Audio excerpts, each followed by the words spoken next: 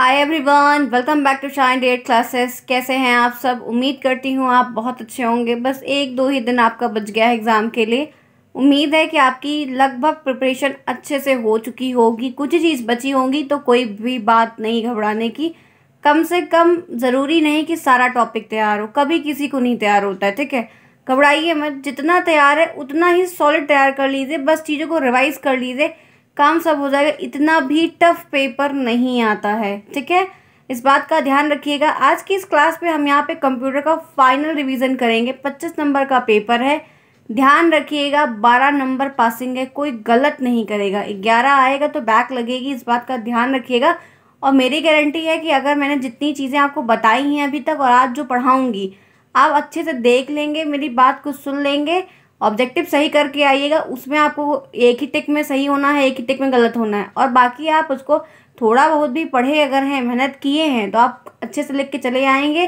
कोई दिक्कत की बात नहीं, नंबर आपको मिलेगा, ठीक है। आज की इस क्लास में हम यहाँ पर 2015 से लेके 19 तक का जितना प्रीवियस ईयर का पेपर है वो सारा क्वेश्चंस क्लियर करेंगे, देखेंगे अच्छे से। और जितनी भी चीज़ें आपके और जो पेपर्स में और जो इम्पोर्टेंट टॉपिक हैं वो भी मैं आपको आज क्लियर कर दूंगी कि क्या क्या चीज़ें मोस्ट रिपीटेबल हैं, ठीक है।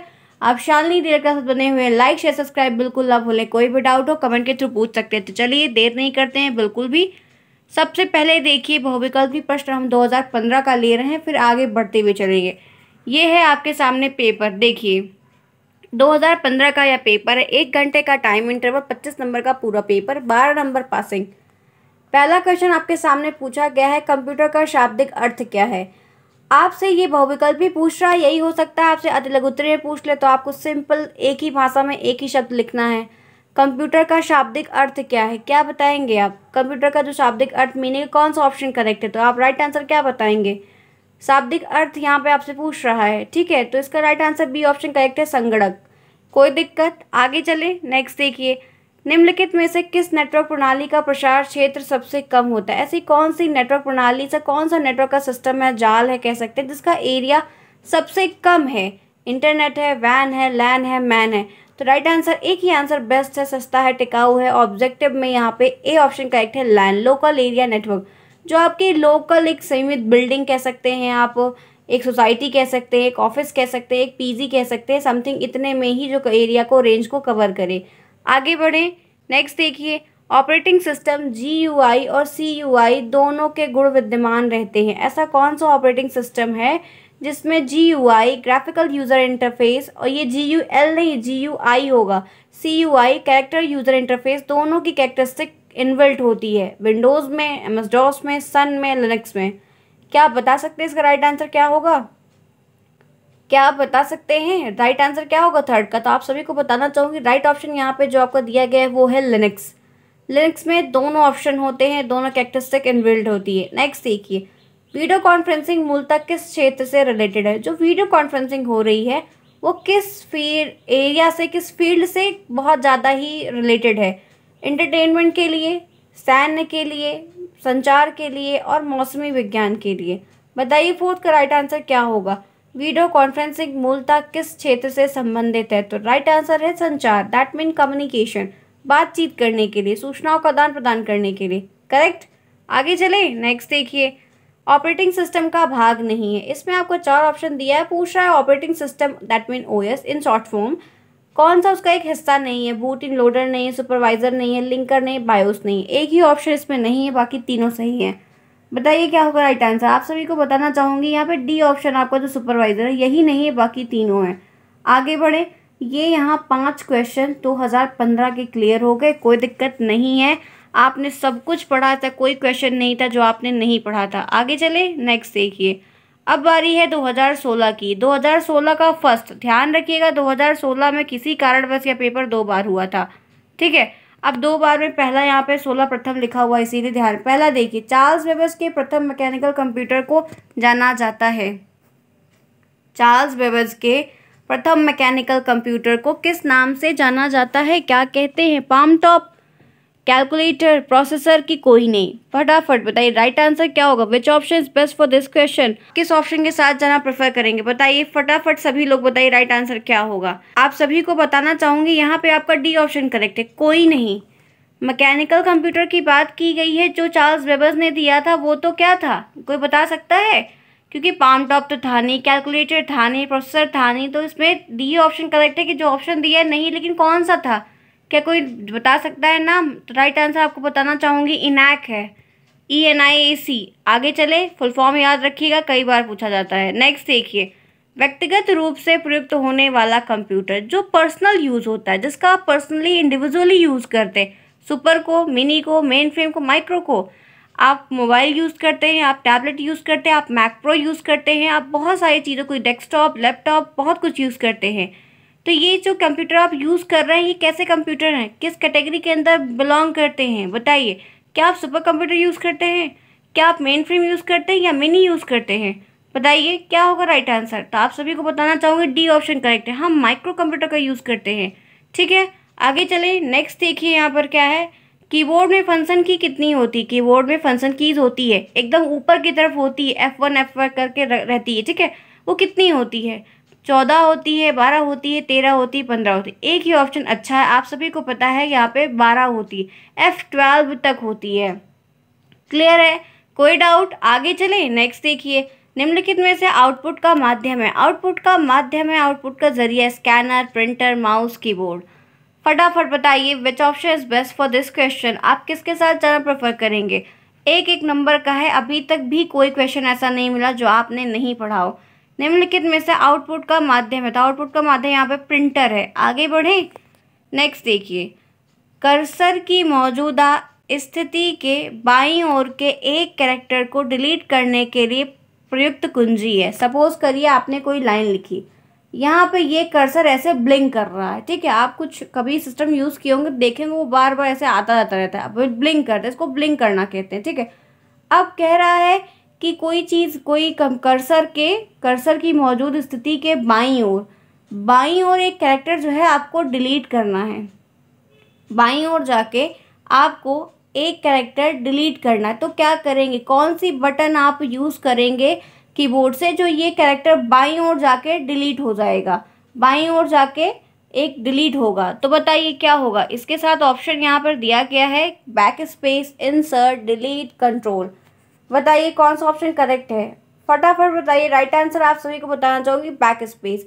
आप बैक स्पेस पे जाएंगे, क्लिक करेंगे तो एक कैरेक्टर जो आपको डिलीट करना है वो डिलीट हो जाएगा। आगे बढ़े। नेक्स्ट देखिए, यहाँ तक हमने 2016 का पहला पेपर जो एक हुआ था वो भी देख लिया। 5 क्वेश्चन थे, ऐसा कोई क्वेश्चन नहीं था जो आपके सिलेबस से बाहर रहा हो, या मैंने आपको नहीं बताया हो, या आपने नहीं पढ़ा हो। आगे बढ़ते हैं। नेक्स्ट देखिए, मैंने जो अति लघुत्री मॉडल पेपर, कई चीज़ों का सेट मैंने करवाया है, सारे क्वेश्चंस उसके अंदर लिए गए हैं। हम यहाँ पर रिवाइज़ कर रहे हैं और फाइनल रिवाइज़ कर रहे हैं। नेक्स्ट देखिए, 16 का पेपर फिर जो दूसरा हुआ था वो है ये। देखिए अब इसके क्वेश्चंस देखिए। पीसी का पूरा नाम, बिल्कुल भी समय नहीं खराब करना, पर्सनल कंप्यूटर। आगे बढ़ते हैं।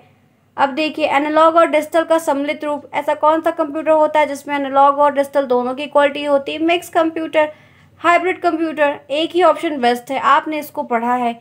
नेक्स्ट देखिए, कंप्यूटर स्क्रीन के बैकग्राउंड को किस नाम से, कंप्यूटर स्क्रीन का जो बैकग्राउंड होता है उसको किस नाम से जानते हैं? विंडो कहेंगे, डेस्कटॉप कहेंगे, फ्रेम कहेंगे, एप्लीकेशन। एक ही चीज़। क्या पूछ रहा है कि कंप्यूटर की स्क्रीन के बैकग्राउंड को किस नाम से जानते हैं? उसको हम डेस्कटॉप कहते हैं, डेस्कटॉप कहते हैं। कोई दिक्कत नहीं होनी चाहिए, तीसरे का सी ऑप्शन करेक्ट है। आगे बढ़ते हैं। नेक्स्ट, वेब ब्राउज़र करता है। वेब ब्राउज़र क्या करता है? वेब पेज को खोलता है, आपको वेब पेज को खोलने में मदद करता है, आसानी से आप उसको एक्सेस कर सकते हैं। आपका फोर्थ का बी ऑप्शन करेक्ट है। कोई डाउट है, कोई दिक्कत है? मैंने करवाया था ना ये चीज़।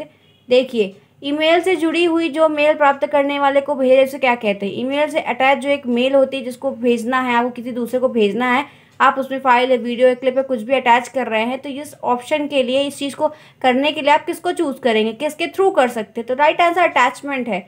आगे चलें, कई बार करवाया है, ध्यान रखिएगा। ईमेल से जुड़ा हुआ आपको यही प्रश्न देखने को मिला है और आपको ईमेल से कोई भी क्वेश्चन देखने को नहीं मिला, और ये काफ़ी रिपीट हुआ है, ये भी बहुत रिपीट हुआ है। यहाँ पे आपको बहुविकल्पी में पूछा, यही चीज़ अति लघुत्री और लघुत्री में भी पूछ लिया है, तो देखिए रिपीट हो गई चीज़ें ना, पेपर से ही चीज़ें रिपीट होती है। कोई दिक्कत, 16 का पेपर हो रहा है ये। आगे चले। नेक्स्ट देखिए, अब बारी 17 की। 17 में देख लेते हैं क्या है, कंप्यूटर की विशेषता, कंप्यूटर की कैरेक्टरिस्टिक। अब बताइए, इतना आसान सा क्वेश्चन, शुद्धता, स्पीड, मेमोरी, बहुत सारे हैं। अभी उसमें ढेर सारे और भी हैं, तो आपका डी ऑप्शन करेक्ट है। सारी विशेषताएं हैं। कंप्यूटर का वर्गीकरण बेस है, जो कंप्यूटर का क्लासिफिकेशन हो रहा है वो किसके बेस पे हो रहा है? सॉफ्टवेयर के विकास पर या क्रियाकलाप पर या उपयुक्त सभी? बताइए, यहाँ पे जो कंप्यूटर का क्लासिफिकेशन हुआ है वो किसके बेस पे हुआ है? डेवलपमेंट के बेस पे हुआ है कि सॉफ्टवेयर के बेस पे कि एक्टिविटी के बेस पे? तो राइट आंसर यहाँ पर डी ऑप्शन करेक्ट है। एक्टिविटी के बेस पे भी हुआ है क्योंकि सबका जो परफॉर्मिंग तरीका है वो अलग है। सब अलग अलग फंक्शन को परफॉर्म करते हैं, अलग अलग क्षमता के हिसाब से करते हैं। डेवलपमेंट जैसे जैसे होता गया है उनके हिसाब से सॉफ्टवेयर अलग अलग इस्तेमाल किए जाते हैं। ये सारी चीज़ें। आगे बढ़े, नेक्स्ट देखिए, तीसरा देखिए क्या है? विंडोज़ माइक्रोसॉफ्ट क्या है? विंडोज़ माइक्रोसॉफ्ट की बात की गई। ग्राफिक्स पर आधारित एक ऑपरेटिंग सिस्टम है, ग्राफिकल यूज़र इंटरफेस है, उपयुक्त दोनों है कि कोई नहीं? विंडोज़ माइक्रोसॉफ्ट की बात की गई है, तो क्या होगा? आप किस ऑप्शन के साथ जाना चाहेंगे? बताइए कौन सा ऑप्शन करेक्ट है? क्या है ये? बताइए विंडोज़ माइक्रोसॉफ्ट क्या है? फटाफट बताइए। आप सभी को बताना चाहोगे बी ऑप्शन करेक्ट है। ये ग्राफिकल यूज़र इंटरफेस है। क्या है? ग्राफिकल यूज़र इंटरफेस है। आगे बढ़े, नेक्स्ट देखिए, जीयूआई का फुल फॉर्म भी यही होता है, ग्राफिकल यूज़र इंटरफेस। नेक्स्ट देखिए, विभिन्न प्रकार के नेटवर्क को एक दूसरे से जोड़ने के लिए विकास हुआ है। अलग अलग नेटवर्क्स को जोड़ने के लिए किस चीज़ का डेवलपमेंट हुआ? लैन का, मैन का, इंटरनेट का, इनमें से कोई नहीं। बहुत अच्छी बात पूछी गई, सिंपल सी बात पूछी गई है। लैन, मैन, वैन क्या है? ये तो नेटवर्क के प्रकार है ना, लेकिन इनको जोड़ने के लिए आप किस चीज़ का इस्तेमाल करते हैं? एक ही आंसर है बेस्ट, वो है इंटरनेट। आगे बढ़े, नेक्स्ट देखिए, एम एस एक्सेल है। एम एस एक्सेल क्या है? वर्ड प्रोसेसर है, एनिमेशन प्रोग्राम है, स्प्रेडशीट प्रोग्राम है कि सभी है? बताइए फिफ्थ का राइट आंसर क्या होगा? क्या मैंने आपको ये चीज़ें नहीं बताई? ऐसा कोई क्वेश्चन अभी तक नहीं आया जो मैंने आपको नहीं बताया है। आज रिवाइज करवा रही हूँ, पेपर से करवा रही हूँ, क्योंकि पेपर से बाहर बहुत मुश्किल है कि एक दो क्वेश्चन फंस जाएगा, नहीं तो फिर सारा पेपर इसी पेपर से घूम के आ जाता है। बहुत रेयर चीज़ में कुछ चीज़ें आपसे अलग पूछ ली जाती हैं, ठीक। तो यहाँ पे एमएस एक्सेल क्या है? तो ये एक स्प्रेडशीट प्रोग्राम है, स्प्रेडशीट प्रोग्राम है। आज की क्लास काफ़ी यूनिक होगी, कुछ चीज़ों को आपको दिखाऊंगी ताकि आपको मोटा मोटा याद रहेगा, आप बढ़िया कर ले जाएंगे। अब बारी है 18वें की। 18वें पे हम आ गए। अभी तक एक भी क्वेश्चन ऐसा नहीं मिला जो आपको मैंने नहीं बताया या आपने नहीं पढ़ा होगा। उम्मीद करती हूँ कि 6 महीने से आप तैयारी कर रहे हैं तो बहुत अच्छी तैयारी कर भी चुके होंगे। देखिए, कंप्यूटर का मुख्य कार्य क्या है? आंकड़ों को परिवर्तित करना। सूचना में, लिनक्स में, यूनिक्स में, इनमें से कोई नहीं? बताइए, कंप्यूटर का जो मेन वर्क है वो डाटा को क्या करता है? डाटा को चेंज करता है। किस में चेंज करता है? एक ही ऑप्शन बेस्ट है, सूचना में, इन्फॉर्मेशन में चेंज करता है। जैसे आपने कोई काम उसको दिया, उसने प्रोसेस किया, फिर आपको जो आउटपुट दिया वो एक प्रकार की इन्फॉर्मेशन आपको मिली ना, तो सूचना में ही तो चेंज किया। और आपने उसको क्या दिया था? आंकड़ा दिया था, यानी कि डाटा दिया था। आगे चलें, प्रोसेसिंग कहलाती है। प्रोसेसिंग क्या कहलाती है? डाटा को व्यवस्थित करना, डाटा की गणना करना, कि दोनों की कोई नहीं? कौन सा ऑप्शन बेस्ट होगा? आपको पता है उचित ऑप्शन आपका सी ऑप्शन करेक्ट है। डाटा को व्यवस्थित करना और डाटा की गणना करना, डाटा की कैलकुलेशन करना और डाटा को प्री अरेंज वे में फॉर्मलाइज करके स्टोर करके रखना। आगे चलें, नेक्स्ट देखिए, कोई दिक्कत नहीं है। तीसरा, हार्डवेयर शब्द का अर्थ है। हार्डवेयर का मतलब क्या होता है? जिसको हम छू सकते हैं। अनुदेश, बैच सिस्टम, ऑपरेटिंग सिस्टम, बिल्कुल नहीं। एक ही ऑप्शन बेस्ट है, भौतिक पुर्जा, जिनको हम आसानी से टच कर सकते हैं, physical component, physical part. Next देखिए, सॉफ्ट कॉपी एक आउटपुट है। सॉफ्ट कॉपी एक आउटपुट होती है। तो हार्ड कॉपी क्या होती है? तो हार्ड कॉपी भौतिक पुर्जा होती है, प्रिंटेड डिवाइस होती है, उपयुक्त सभी की प्रिंटेड आउटपुट। तो हार्ड कॉपी एक प्रिंटेड आउटपुट होता है जो आप जाके साइबर कैफे पर निकलवाते हैं। जैसे आपको मैं पीडीएफ दे दूँ, आप जाके इसको निकलवाइए, तो आपको प्रिंटेड आउटपुट जो मिलेगा वो एक हार्ड कॉपी होगा। अभी आप जो मेरे साथ पढ़ रहे हैं एक सॉफ्ट कॉपी है, इसको आप नहीं टच कर सकते हैं। आगे चलें, नेक्स्ट देखते हैं फिर यहाँ पर क्या है। फिफ्थ देखिए, माइक्रोसॉफ्ट ऑफिस की मुख्य विशेषता क्या है? एमएस ऑफिस की एक कैरेक्टरिस्टिक क्या है? इसमें विस्तारता का गुण होता है, अत्यंत सरल प्रोग्राम होते हैं, लगभग सभी विभागों में प्रयोग होता है, उपयुक्त सभी। बताइए क्या होगा? बहुत अच्छी बात कही गई है एमएस ऑफिस के लिए, काफ़ी बढ़िया बात कही गई है और डी ऑप्शन करेक्ट है। विस्तारता का गुण होता है, मतलब बहुत ज़्यादा फैला हुआ है, हर एक फील्ड में अपनी जो छाप है, अपनी जो काम है उसको लगा दिया है कि मेरे ऑफिस के में ऐसे एप्लीकेशंस है कि आपका ये भी काम हो जाएगा, आपका ये भी काम हो जाएगा। हम बहुत ईजिली वे में कर सकते हैं। मैं जो ये डॉक्यूमेंट बनाती हूँ, मैं खुद एमएस ऑफिस को यूज़ करके बनाती हूँ, एमएस वर्ड पे बनाती हूँ मैं ये सारी चीज़ें।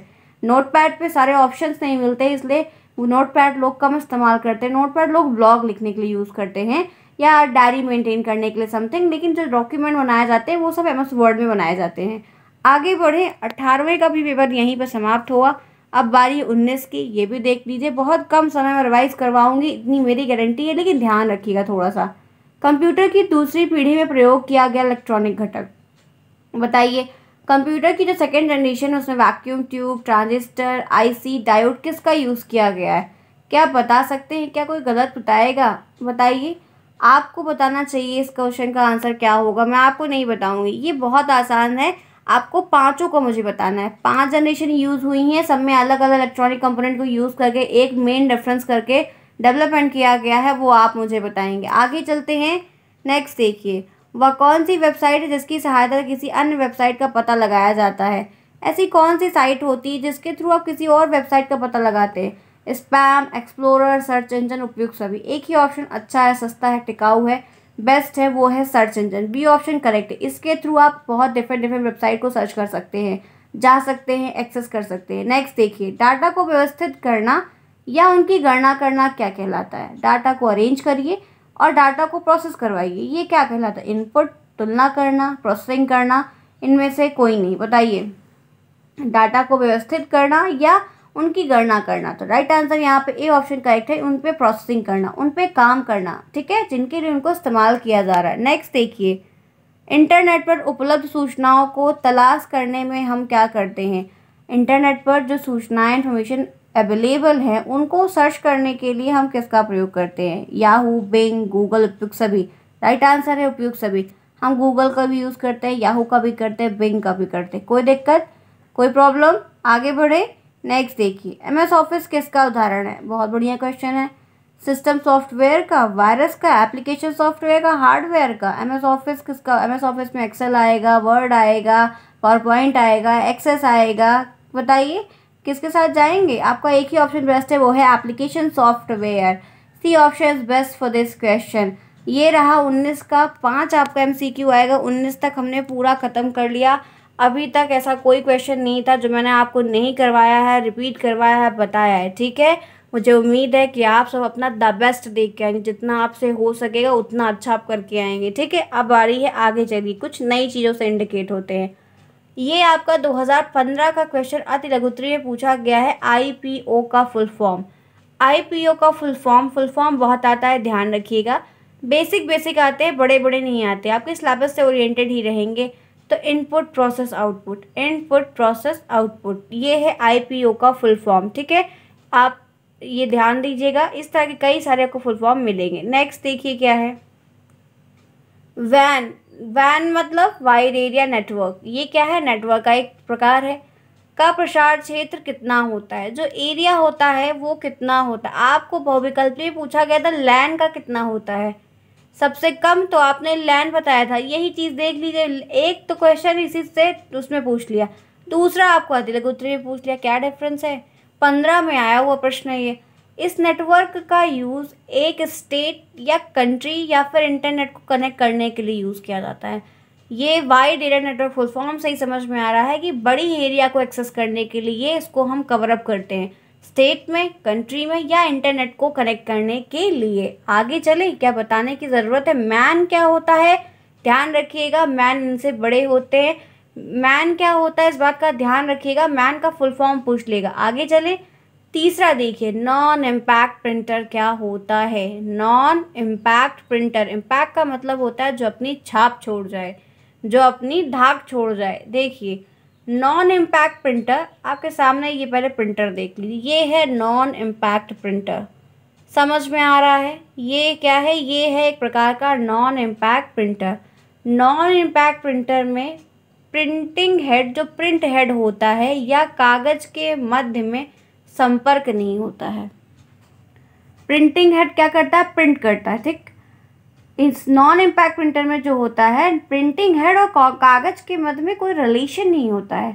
इसमें लेज़र प्रिंटिंग, लेज़र समझ रहे हैं ना, जो बीम टाइप, जैसे बीम, लेज़र बीम, लाइट वाला जो सिस्टम होता है, जैसे लेज़र लाइट पहले आती थी, बच्चे खेलते थे, जैसे आप समझिए ना कि ऊपर से लाइटिंग पास हो जाए, उस टाइप का प्रोसेस है ये। प्रिंटिंग द्वारा तकनीक दी जाती है। इसमें क्या होता है कि लेज़र प्रिंटिंग का काम किया जाता है, इसीलिए इसको नॉन इम्पैक्ट कहा जाता है। क्योंकि कागज़ पे छपती तो है चीज़ें, लेकिन कुछ उसमें टच नहीं होगा, कुछ उसमें प्रिंट वैसे टच करा के प्रिंटिंग हेड का इस्तेमाल उसमें कुछ टच करा के नहीं हुआ, लेज़र बीम के मतलब ऊपर से पास हो गया और प्रिंट हो गया। नॉन इम्पैक्ट प्रिंटर में प्रिंटिंग इलेक्ट्रोस्टैटिक केमिकल में और इंकजेट तकनीक का प्रयोग किया जाता है। इसमें इलेक्ट्रोस्टैटिक केमिकल्स का प्रयोग किया जाता है, इसलिए ये बहुत हाई क्वालिटीज़ के भी बिकते हैं, हाई क्वालिटी के होते भी हैं। बस आपको याद रखना है कि नॉन इम्पैक्ट प्रिंटर में प्रिंटिंग हेड और कागज़ के बीच में कोई रिलेशन नहीं होता है और लेज़र बीम की टेक्नोलॉजी को यूज़ करके प्रिंट किया जाता है। आगे चले, कोई दिक्कत नहीं है। नेक्स्ट देखिए, फिर क्या है इम्पैक्ट प्रिंटर क्या होता है, यहीं पे इम्पैक्ट भी देख ली ताकि कन्फ्यूज़न दूर रहे। इम्पैक्ट प्रिंटर वे प्रिंटर होते हैं जो स्याही, रिबन और कागज़ के मध्य सीधा संपर्क बनाते हैं।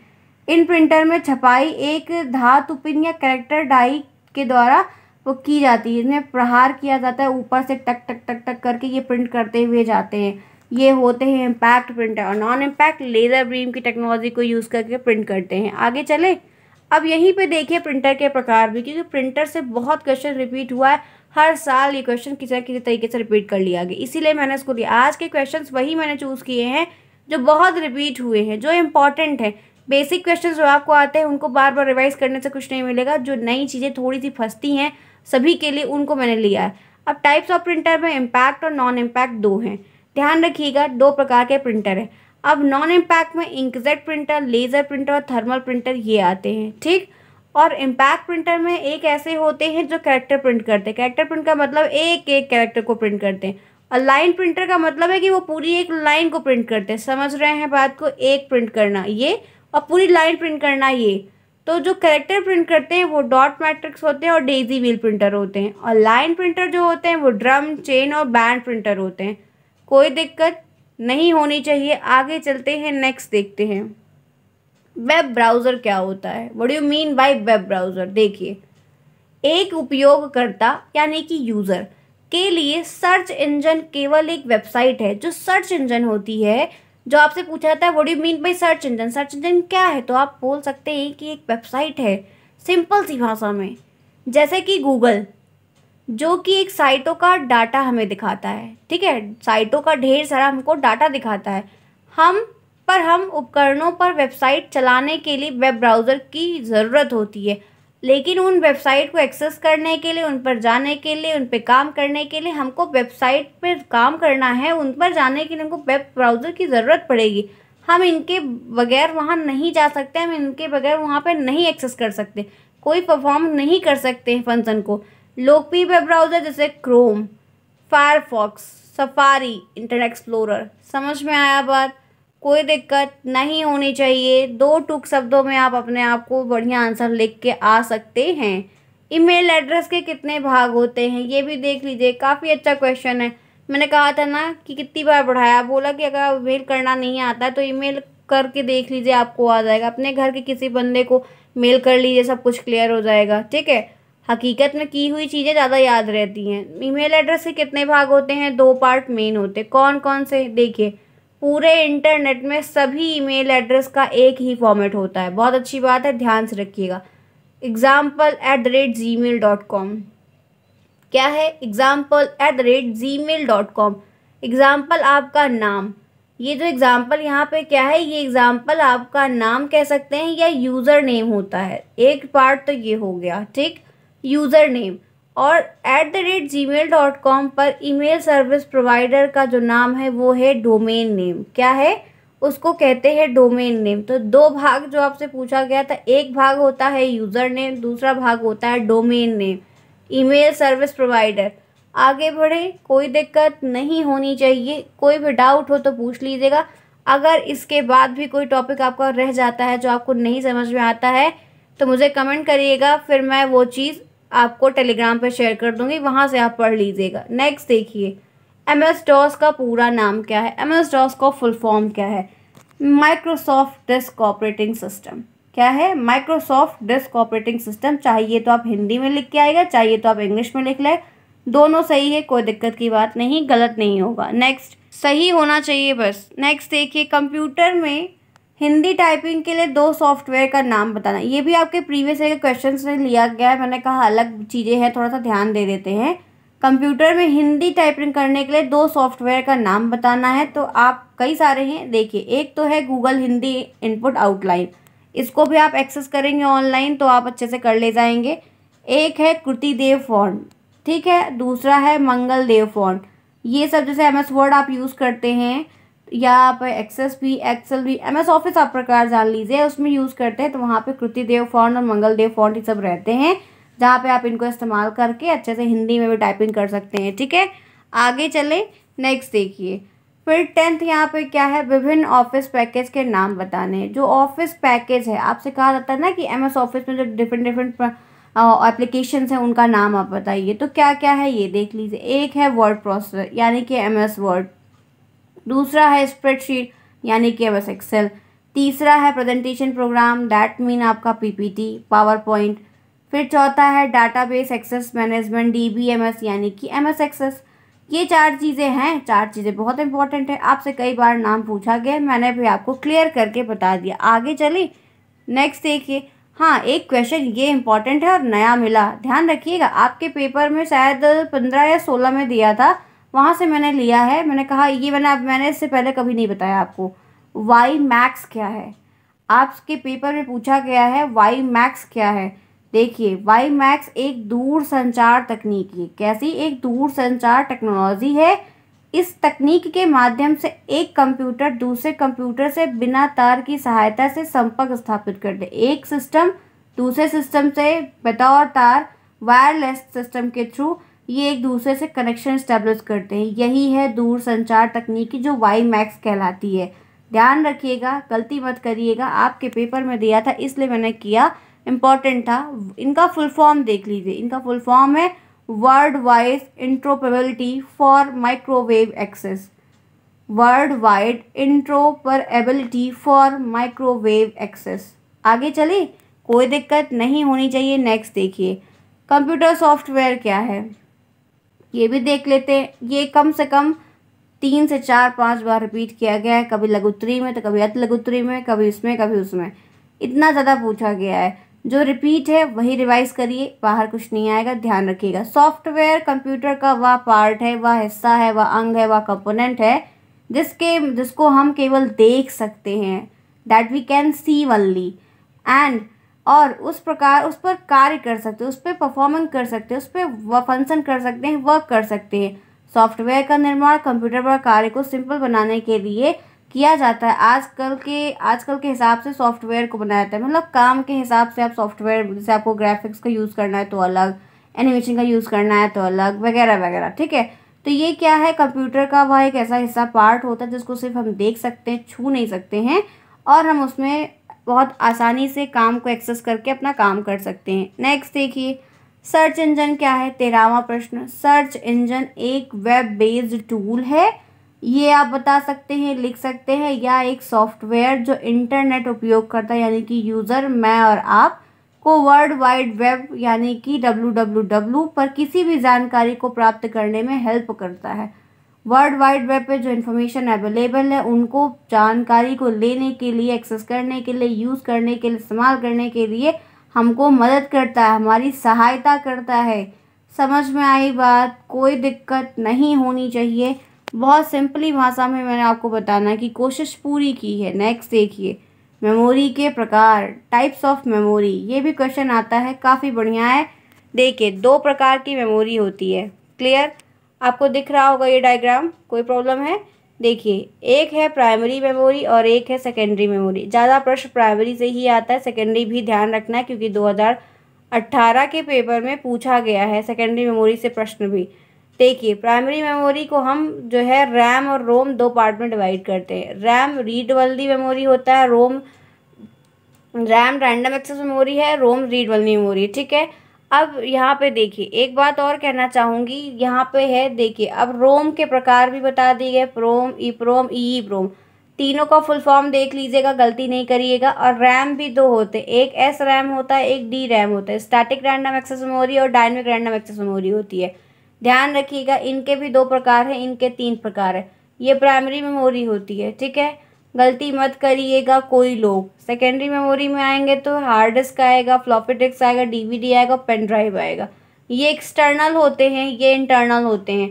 बिल्कुल भी गलती मत करिएगा, क्लियर रहिएगा हमेशा, इसीलिए डायग्राम के साथ क्लियरेंस दे रही हूँ। आगे बढ़ूँ, नेक्स्ट एनिमेशन क्या है, ये भी 16 में पूछा गया था।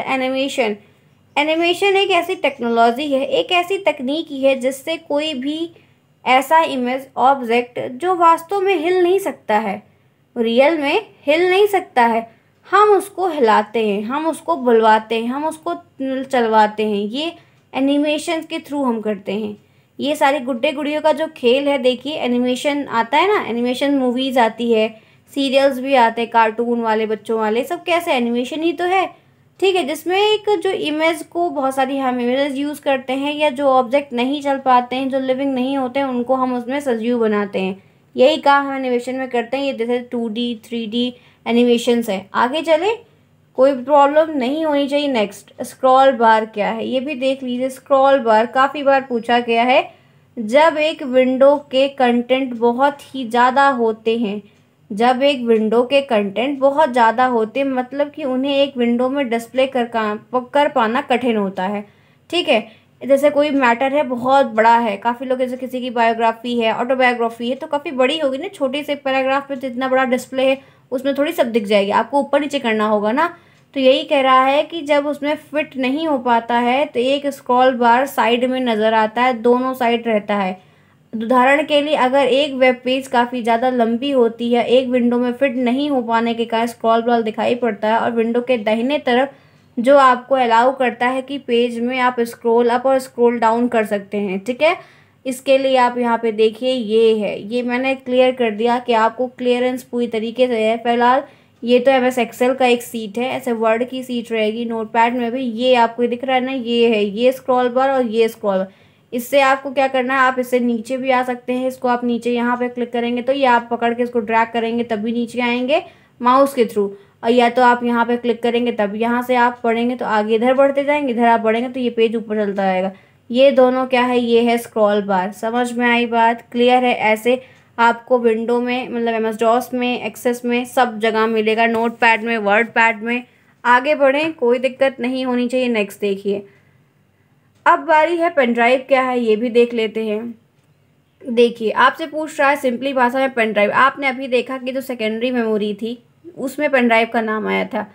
अब पेन ड्राइव क्या है, एक ऐसा स्टोरेज डिवाइस कह सकते हैं या ड्राइव कह सकते हैं जिसका इस्तेमाल, जिसका प्रयोग फाइल को ट्रांसफ़र करने के लिए किया जाता है, या स्टोर करने के लिए भी कह सकते हैं। जैसे आपको अपने लैपटॉप को फॉर्मेट मारना है, ठीक है, तो सारा बैकअप आप पेन ड्राइव में लेके रख लीजिए। अगर आपके पास हार्ड डिस्क नहीं है बड़ी, या ऐसा होता है, नहीं होती ये चीज़ें, तो आप पेन ड्राइव में लेके रख लीजिए अपने पास। या तो आपको कोई चीज़ ट्रांसफ़र करने, किसी को देना है, तो आप पेन ड्राइव का इस्तेमाल करते हैं। ठीक, अब आपको मैं एक चीज़ और बताना चाहूँगी। ये देखिए, ये है पेन ड्राइव। पेन ड्राइव आपने देखी है, ये इंटरनल पार्ट में आपको क्लियर के साथ दिखा रही हूँ कि क्या चीज़ें हैं। देखिए, इसके अंदर चिप लगी होती है, इसके अंदर चिप है, फ्लैश मेमोरी चिप है यहाँ पर, ये सब टेस्ट पॉइंट है, ये अलग। आपको अभी ये नहीं देखना, आपको ये देखना है कि पेन ड्राइव कैसे कनेक्ट होती है। एक छोटी सी डिवाइस है, आप अपने सिस्टम में लगाते कैसे कनेक्ट होती है, बताइए। ये यहाँ पे ये जो USB कनेक्टर बना हो, ये जो गोल्डन या सिल्वर रहता है, सिल्वर जैसा पार्ट रहता है, यही कनेक्ट करता है, यही है USB कनेक्टर। इसी के थ्रू चीज़ें कनेक्ट होती हैं और इसी के थ्रू ट्रांसफ़र होके आपकी मेमोरी के अंतर्गत आती हैं। ये है आपकी छोटी सी pen drive, mini storage area, ठीक है, स्टोर रूम आपका। आगे चलें, कोई प्रॉब्लम नहीं है। नेक्स्ट देखिए, वेबसाइट में होम पेज का क्या मतलब है। ये भी प्रश्न बहुत बार देखा गया, 2-3 बार आया, इसलिए इसको भी मैंने लिया। होम पेज एक वेब पेज है। सिंपल सी भाषा में होम पेज क्या है, एक वेब पेज है जो वेबसाइट के शुरुआती बिंदु के रूप में कार्य करता है। यह डिफ़ॉल्ट पेज भी है। यह तब लोड होता है, तब एक्सेस करता है जब आप किसी ऐसे वेब एड्रेस पर जाते हैं जिसमें केवल एक डोमेन नेम होता है। ठीक है, कोई प्रॉब्लम नहीं होनी चाहिए। आगे चलते हैं, नेक्स्ट देखते हैं। अब देखिए 19 क्या है। MS एक्सेल में कितनी वर्कशीट होती है, MS एक्सेल में डिफ़ॉल्ट कितनी वर्कशीट होती है, आपसे ये प्रश्न पूछा गया था। ऑब्जेक्टिव में था, मैंने जब आपको बहुविकल्पी करवाया तब, तो इसीलिए मैंने आज लिया है, आपको क्लियर दिखा दूँ, आपका सारा दिक्कत दूर रहे। यहाँ पे आपको ये जैसे एक शीट दिख रही है ना, इस तरह यहाँ पे आपको 3 शीटें रहती हैं। 3 सीट रहेगी। आप चाहिए तो डिलीट कर दिए या आपको यहाँ पर, और आप जितनी सीट लेना चाहते हैं उतनी सीट आप बढ़ा सकते हैं। ठीक, आप देख लीजिए ये स्क्रॉल बार आपका हो गया, दिख रहा है ना, ये जूम करने वाला जो मैंने आपको बताया। यहाँ पे भी ये देखिए स्क्रॉल बार जो हमने ऊपर बढ़ा, ये देखिए दिख रहा है ना। अब यहाँ पे जूम का बटन है। जूम का बटन मतलब समझ रहे हैं, जैसे ये आपकी जो शीट यहाँ पे खुली हुई है अभी तो पूरी दिख रही है, आप इसको जूम करेंगे तो और बड़ा हो जाएगा। ये इस टाइप का ये जूम का बटन का काम होता है। यहाँ पे 100 पे है ये, आप और बड़ा करेंगे तो पूरा पेज और बड़ा हो जाएगा। आगे चले, देखिए और चीज़ें यहाँ पे पहले देख लीजिए। ये आप यहाँ पे देख सकते हैं, तो यहाँ पे ये आपका फार्मूला बार है, जहाँ पे आप जैसे एक्सेल में आप जोड़ घटाना भाग गुणा सब कुछ कर सकते हैं। यहाँ पे आप फॉर्मूला लिखते हैं, ये फार्मूला बार है। ये आपका टाइटल बार है जो आप नाम सेव करेंगे। ये आपका वो विंडोज़ का वो मिनिमाइज़ का मैक्सिमाइज़ का काटने का ऑप्शन है। ये आपका ये कॉलम है लंबा लंबा, ये लेटा हुआ जो है रो है, आप ये बात जानते हैं। ठीक, और आपको इसमें क्या बता दूं, ये क्विक एक्सेस है, मतलब यहाँ पे आप सेव कर सकते हैं, ओपन कर सकते हैं, प्रीव्यू देख सकते हैं। ये आपकी ऑफिस बटन है, यहाँ पे आपको ये इंसर्ट है, पेज लेआउट है, फॉर्मूला है, अलग अलग सारे ऑप्शन, ये मेन्यूज़ दिए गए हैं, सब कुछ है। ऐसे सारा आपको वर्ड में भी रहता है, एक्सेल में भी रहता है, MS एक्सेस में भी रहता है। ठीक है, आगे चले नेक्स्ट। कंप्यूटर डेस्कटॉप क्या है, ये भी प्रश्न आपका क्या पूछा गया था। डेस्कटॉप एक कंप्यूटर का प्राथमिक उपयोगकर्ता इंटरफेस है। यूज़र के लिए सबसे पहले जो एक प्राइमरी इंटरफेस है वही है डेस्कटॉप। जब आप अपने कंप्यूटर को बूट करते हैं तो स्टार्टअप प्रक्रिया पूरी होने के बाद एक डेस्कटॉप डिस्प्ले होता है। जैसे आप बूटिंग का प्रोसेस किए, स्टार्ट किए, तो उसके बाद सबसे पहले आपको एक फ्रेम दिखता है ना, एक फ्रेम सामने निकल कर आता है ना, तो ढेर सारे आइकन्स के बाद वही डेस्कटॉप है। ठीक है, आगे देख लीजिए, ये देखिए डेस्कटॉप भी आपको दिखा दूँ, सब कुछ क्लियर रहे, आज आपको दिक्कत ना हो, सब ये सारे क्या हैं, ये आइकन्स हैं, ये आइकन्स हैं। ठीक है, स्क्रीन पर दिख रहे हैं, ये पूरा डेस्कटॉप खुला, ये नीचे यहाँ पे टास्क बार दिया गया है। ठीक है, कोई प्रॉब्लम समझ में आ रही है बताइए। ये यहाँ पे वॉलपेपर है, आप चाहिए चेंज कर सकते हैं। ठीक है, ये आपका विंडोज़ डेस्कटॉप है, यहाँ पे आपका टाइम, आपकी नोटिफिकेशन, वॉल्यूम का और ब्लूटूथ का सारा ऑप्शन यहाँ पे, जैसे आप प्रिंटर वगैरह इंस्टॉल करेंगे तो सब कुछ यहाँ पे दिखेगा। ये टास्क बार है, यहाँ पे ओपन मेन्यू है, यहाँ पे आप ऑफ करने के लिए, ऑन करने का ऑप्शन मिलेगा। ठीक है, पेंट खुला हुआ है, और भी जैसे बहुत सारी चीज़ें हैं, जो भी चीज़ आप यहाँ पे एक्सेस करके खोले रहेंगे वो आपके टास्क बार में दिखती रहेगी ना, कि यहाँ पे ये ऑप्शन खुला हुआ है। टास्क बार में आप डिफ़ॉल्ट करके सेट कर सकते हैं। आइकन आप इसलिए रखते हैं ताकि आपको अंदर जाके ढूंढना ना पड़े, शॉर्टकट पर आप जाइए, तुरंत यहाँ पे क्लिक करिए, तुरंत आपकी जो एप्लीकेशन है या फाइल है, कुछ भी है जो भी आप रखे हैं वो आप एक्सेस कर यूज़ कर सकें। यही सारी चीज़ें हैं। बताइए कितना सिंपल है। कंप्यूटर सब्जेक्ट ईजी तो मुझे कोई लगता ही नहीं फ़िलहाल, कोई बात नहीं, मैं उस फील्ड में हूँ इसलिए लेकिन आप लोगों के लिए टफ़ है, जिसको भी है कोई बात नहीं, पढ़िए आराम से हो जाएगा, कुछ है नहीं। नेक्स्ट देखिए, MS वर्ड का उपयोग। MS ऑफिस की एक एप्लीकेशन है MS वर्ड, मैंने आपको पहले बताया। अब आपसे इसका कार्य पूछ रहा है, काम पूछ रहा है, देखिए क्या लिखेंगे। MS वर्ड के अंदर टाइपिंग का काम करते हैं, सिंपल सी बात है, टाइप करते हैं। जैसे मैंने टाइप करके ये डॉक्यूमेंट आपका तैयार किया है। आप इसमें रिज्यूमे तैयार कर सकते हैं। रिज्यूमे जानते हैं ना आप सब, जैसे आप जाते हैं अपना इंटरव्यू देने के लिए तो आप रिज्यूमे और CVV बनाते हैं, वही है करिकुलम वाइटी, CVV का फुल फॉर्म है। तो वहाँ पे आप ये सब बनाते हैं ना, अपने बारे में अपना नाम वगैरह पूरी डिटेल भरते हैं, वो सब आप इसमें बुक तैयार कर सकते हैं। कोई बुक लिखनी, स्टोरी लिखनी, पोएम लिखना है, कुछ भी आप इसमें ब्लैंक फॉर्म बना सकते हैं। आप इसमें लेटर एप्लीकेशन वगैरह लिख सकते हैं, फ़ोटो एडिटिंग भी कर सकते हैं, हाँ होती है। आप इसमें विजिटिंग कार्ड वगैरह भी बना सकते हैं, बहुत कुछ काम कर सकते हैं। ठीक है, आगे चलें, कोई दिक्कत नहीं। नेक्स्ट आप देख लीजिए, इसको भी देखते हुए चलिए ताकि सारा कुछ क्लियर रहे, कुछ बचे ना आपको जो आपको दिक्कत कर दे। ये है मिनिमाइज़ की बटन, छोटी वाली। ये है आपकी मैक्सिमाइज़ की बटन। ये यहाँ आपका जो है हेल्प करने के लिए बना हुआ है आइकन। ये आपका काटने के लिए, क्लोज करने के लिए है। ये आपका डायलॉग बॉक्स वगैरह रहता है, दिख रहा है आपको। ठीक है, ये आपके रिबन होते हैं। ये आपका टाइटल बार बताया, ये आपकी फ़ाइल मेन्यू बताई, ये आपका क्विक एक्सेस बार है। ये सारे आपके मेन्यूज़ दिए गए रहते हैं अलग अलग। यहाँ पे देखिए ये स्क्रॉल बार है। ठीक है, ये रिबन होता है। ये जैसे यहाँ ब्लिंक कर रहा है, ये कर्सर देखिए ब्लिंक कर रहा है ना। आप ये रिबन यहाँ से उठा के यहाँ पे कर देंगे तो ये कर्सर यहाँ ब्लिंक करने लगेगा। तो ये बात होती है। समझ में आया, बात क्लियर है, कोई डाउट नहीं होना चाहिए, बहुत सिंपली चीज़ें हैं। और देख लीजिए, ये यहाँ पे स्टेटस बार है, कितना पेज हुआ, कितना वर्ड हुआ, सब बताएगा आपको। यहाँ पे आपके बटन कैसे कैसे किस पेज में आपको प्रिंट लेआउट में या वेब पेज में कैसे पेजों में देखना है, आप देख रहे हैं वो बताएगा। यहाँ पे जूम करने के लिए भी है। ये आपका स्क्रॉल बार नीचे भी दिया, स्क्रॉल बार इधर और इधर दो ही साइड होता है, इधर दोनों साइड रूलर बार होता है, यहाँ पे स्क्रॉल बार होता है। गलती मत करिएगा, ध्यान रखिएगा। ये MS वर्ड 2010 है। आगे चलें नेक्स्ट।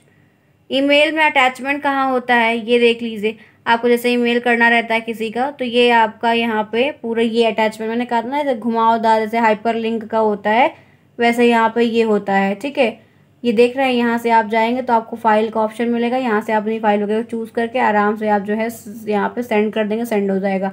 अच्छा, हाइपर लिंक की बात आ गई तो ध्यान रखिएगा, हाइपर लिंक क्या होता है, एक वेबसाइट है दूसरी वेबसाइट को लिंक किया जाता है ताकि आप आसानी से जाके एक वेबसाइट के थ्रू दूसरी वेबसाइट पर जा सकते हैं। ठीक है, आगे चले नेक्स्ट देखिए।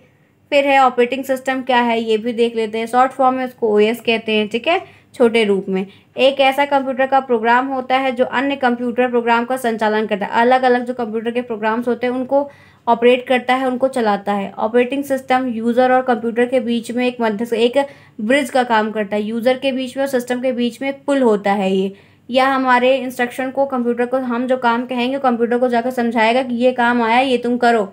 ऑपरेटिंग सिस्टम के द्वारा अन्य सॉफ्टवेयर प्रोग्राम और हार्डवेयर का संचालन होता है। जो सॉफ्टवेयर होते हैं, जो हार्डवेयर होते हैं, उनकी एक्टिविटी को पूरा कंट्रोल करता है, देखता है काम हो रहा है नहीं हो रहा है, ये सारी चीज़ें। अब इनके प्रकार भी आप देख लीजिए, ये भी अलग अलग प्रकार के हैं। जैसे बैच ऑपरेटिंग सिस्टम है, हो सकता है पूछ ले इसलिए मैंने लिया है। टाइम शेयरिंग या मल्टी यूजर ऑपरेटिंग सिस्टम भी होता है। मल्टीटास्किंग ऑपरेटिंग सिस्टम होता है। रियल टाइम ऑपरेटिंग सिस्टम होता है। ठीक है, कोई प्रॉब्लम नहीं होनी चाहिए। ये थे ऑपरेटिंग सिस्टम के प्रकार। अब देखिए ग्राफिकल यूज़र इंटरफेस क्या है ये भी देख लेते हैं।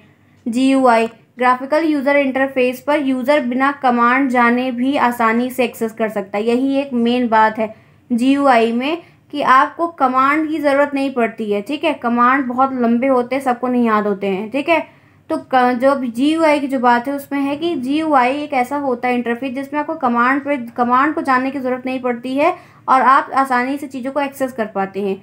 कोऑपरेट करने के लिए किसी भी तरह के कमांड को याद करने या चलाने की कोई नीड नहीं होती है GUI के केस में। GUI में मेन्यू खोलना, फाइल को इधर उधर करना या कोई प्रोग्राम सब इंटरनेट की सहायता से आप आसानी से कर सकते हैं। ठीक है, आगे देखिए। अब वो टॉपिक आप देखिए, इससे पहले यहाँ पे मैंने आपको 25 क्वेश्चंस करवाए, आपके ऑब्जेक्टिव तो पूरे करवाए, फिर उसमें सारे पेपर्स में से मैंने वही क्वेश्चंस को चूज़ किया जिसमें आपको प्रॉब्लम होती, जिसमें आप फंसते हैं।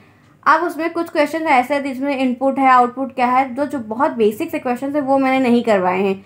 इसलिए क्योंकि आपको पता है प्रीवियस ईयर के मैंने पेपर जो करवाए वो पढ़ लीजिए, और आपको अति लघुत्री वो करवाए वो फटाफट जो है थोड़ा वॉल्यूम तेज करके स्पीड बढ़ा के वहाँ से भी आप सुन लीजिए, आपका काम बढ़िया हो जाएगा। अब देखिए, अब जिसको थोड़ी भी प्रॉब्लम है और ज़्यादा, आपको क्या क्या ध्यान में, जितना मैंने बताया वो ध्यान में जाना है। और ये देखिए, इनपुट डिवाइस आउटपुट डिवाइस क्या है इसको देख के जाना है एग्जाम्पल के साथ। सॉफ्टवेयर क्या है एग्जाम्पल के साथ। कंप्यूटर के प्रकार एग्जाम्पल के साथ। कंप्यूटर के प्रकार में आपको आ जाएगा कि किस जनरेशन में कौन सा कंप्यूटर बना था, वो भी ध्यान रखिएगा, वो ऑब्जेक्टिव में पूछ सकता है। कंप्यूटर की पीढ़ी से पूछ लेगा, उनके जो टाइम इंटरवल है वो पूछ लेगा, ध्यान रखिए टाइम इंटरवल गलती कोई नहीं करेगा। प्रिंटर के प्रकार मैंने आपको बताए हैं, इस तरह पूछ लेगा अलग अलग। ऑपरेटिंग सिस्टम क्या होता है इस बात को ध्यान रखिएगा। कंप्यूटर जो बेसिक फुल फॉर्म है CPU के, ALU के, CU के, मेमोरी यूनिट के, EEPROM के, PROM के, रैम के, इन सब के फुल फॉर्म याद रखिएगा। और फंक्शन कीज़ याद रखिएगा, कीबोर्ड में कितनी की होती है ये याद रखिएगा, और माउस में कितने बटन होते हैं वो याद रखिएगा। ये ऐसे तमाम क्वेश्चन जो छोटे छोटे बेसिक्स हैं वो पता है आपको, वो सब क्वेश्चन ध्यान में रखिएगा। मेमोरी के प्रकार, CPU क्या का काम करता है, क्या होता है, MS ऑफिस क्या है, कंप्यूटर की क्वालिटीज़ जो कैरेक्टरिस्टिक का प्रश्न आया था उसको ध्यान रखिएगा। ठीक है, आगे देखते हैं नेक्स्ट। Thanks for watching. आज की यह क्लास यहीं तक, हमने कंप्यूटर का फुल रिवाइज कर लिया। अब कोई भी टॉपिक ऐसा नहीं बचा हुआ है आपके सिलेबस में, या प्रीवियस ईयर में जो क्वेश्चंस आए हुए थे, पूरा सिलेबस तो आता नहीं है, मेन चीज़ें ही पूछी जाती। जितना कुछ था मैंने पूरी कोशिश की है, अपना द बेस्ट किया कि आपको सब समझा दूँ, बता दूँ। अगर आपको अभी भी कोई दिक्कत है तो वो टॉपिक आप बता देगा, वो मैं टेलीग्राम पर डाल दूँगी, आप वहाँ से सभी लोग ले लीजिएगा। ठीक है, अगर अच्छा लगा है, मेरी मेहनत आपको अच्छी लगी है तो प्लीज़ चैनल को सब्सक्राइब करिए, वीडियो को लाइक करिए, दोस्तों में शेयर करिए, जाते जाते एक कमेंट ज़रूर देते हुए जाएगा। और उम्मीद करती हूँ कि कंप्यूटर मैंने बहुत अच्छे तरीके से समझाया है, सब कुछ दिखा कर समझाया है कि कोई दिक्कत ना हो। उम्मीद करती हूँ कि कंप्यूटर में आप बहुत अच्छा नंबर लेके आएंगे।